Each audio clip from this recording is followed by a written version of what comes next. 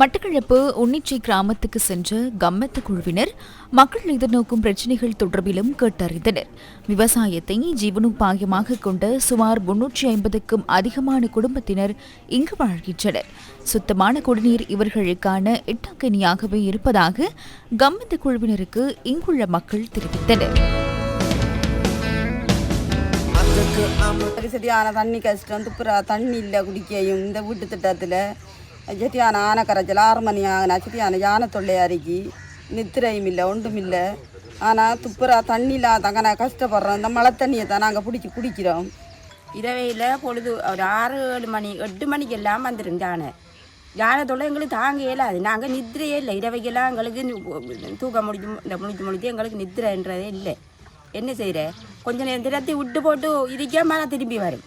அடுத்த நேரம் திரத்தி விட்டு திரும்பி வரும். எங்களுக்கு தூக்கமே இல்லை. கம்மத இல்லங்கள் தோறும் குழுவினர் மாதரை தேவேந்திர முனை பகுதிக்கு இன்று சென்றிருந்தனர். 1889ஆம் ஆண்டு பிரித்தானிய அரசாங்கத்தால் நிர்மாணிக்கப்பட்ட கலங்கரை விளக்கம் தென்கிழக்கு ஆசியாவின் மிக உயரமான கலங்கரை விளக்கமாகும். இந்த பகுதிகளில் அதிகளவான குப்பைகள் கொட்டப்படுவதாக கம்மத குழுவினரிடம் இவர்கள் தெரிவித்தனர்.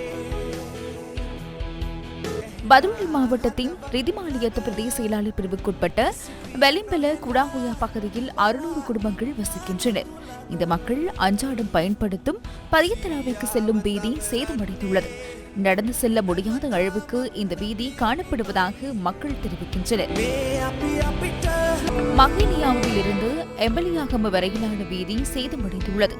மழைக்காலத்தில் குறித்த வீதி சேராக மாறுவதாக மக்கள் கம்மத்து குழுவினரிடம் தெரிவித்தனர்.